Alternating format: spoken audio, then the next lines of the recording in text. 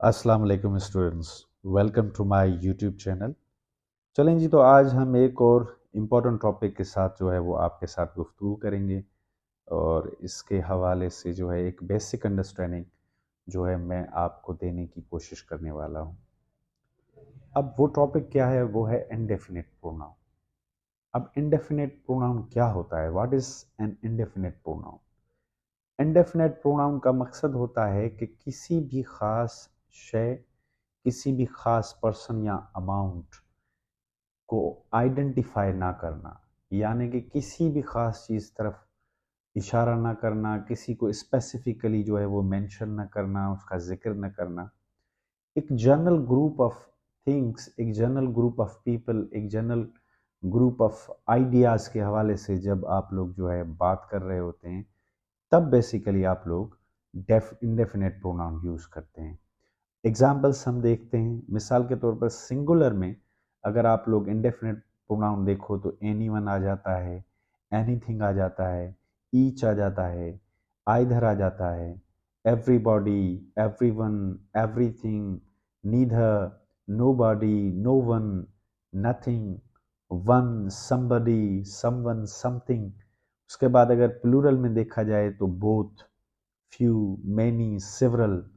ठीक है जी। उसके बाद कुछ ऐसे भी जो है इंडेफिनिट प्रोनाउंस होते हैं जो सिंगुलर और प्लूरल भी हो सकते हैं according to the contextual meaning of a sentence, कि वो सेंटेंस में किस तरह इस्तेमाल हो रहे हैं। मिसाल के तौर पर ऑल जो है वो सिंगुलर भी है, प्लूरल भी है। ठीक है। If you are talking about all the class, ठीक है, तो यहाँ पर क्या होगा बेसिकली कि ये किसी खास क्लास की बात हो रही है। ठीक है। मगर जब आप लोग इसी चीज़ को जो है ऑल द पीपल, तो यहाँ पे ये फिर जो है वो प्लूरल हो जाएगा। तो कहीं पे सिंगुलर है, कहीं पे प्लूरल। ठीक है जी। अब इसकी कुछ एग्जांपल्स जो है वो देख लेते हैं सेंटेंसेस में। जैसे कि एनीवन है, तो anyone can participate in the talent show. अब यहाँ पे किसी भी पर्सन के हवाले से आइडेंटिफाई नहीं किया गया कि कोई खास पर्सन। इसी तरह everybody enjoyed the movie last night. अब यहाँ पे भी आप लोग देख लो कि everybody is an indefinite pronoun, मगर वो किसी खास चीज, खास पर्सन को जो है वो हाईलाइट नहीं कर रहा। Everybody enjoyed the movie last night. Is there anything I can help you with? अब यहाँ पे जो है एनीथिंग, किसी खास चीज की बात नहीं की जा रही। एनीथिंग, कोई भी चीज। ठीक है।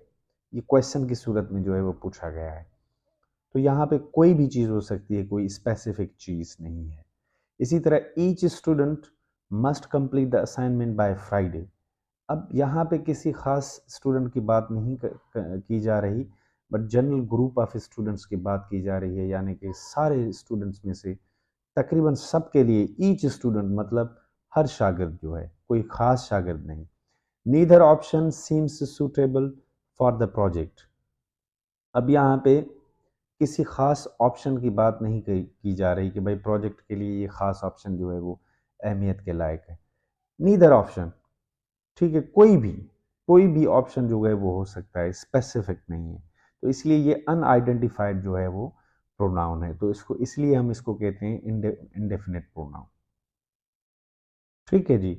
तो इसी तरह आप देख लें कि nobody is also an indefinite pronoun.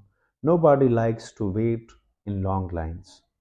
कोई भी जो है वो एक जो है लंबी चौड़ी लाइंस में इंतज़ार जो है वो नहीं कर सकता। तो नो बॉडी किसी भी खास पर्सन की तरफ इशारा नहीं है, यहाँ पे सारे लोगों की बात की जा रही, तो इसलिए ये अनआइडेंटिफाइड जो है लफ्ज़ है।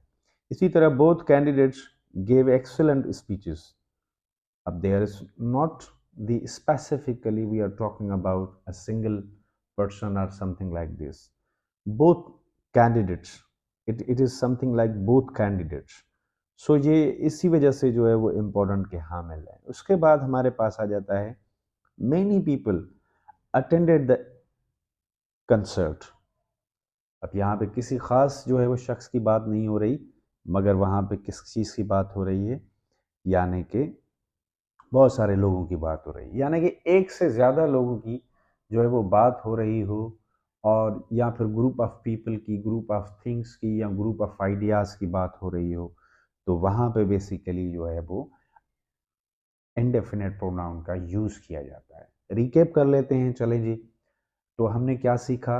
What is an indefinite pronoun? Indefinite pronoun वो है जो कि किसी ख़ास शख्स, किसी ख़ास चीज़ या किसी भी ख़ास आइडिया या अमाउंट की बात नहीं करता, स्पेसिफिकली बात नहीं करता, पर्टिकुलराइज नहीं करता। वो जनरल बात कर रहा होता है ग्रुप ऑफ पीपल की, ठीक है। उसके अलावा जो है ग्रुप ऑफ थिंग्स की, ग्रुप ऑफ आइडियाज़ की, या किसी अमाउंट की बात कर रहा होता है। तो वहाँ पे बेसिकली जो है वो जनरलाइज कर रहा होता है, यानी कि चीज़ों को या लोगों को, या फिर जो है वो आइडियाज़, किसी कुछ तस्वुरात को जो है वो जनरलाइज कर रहा होता है।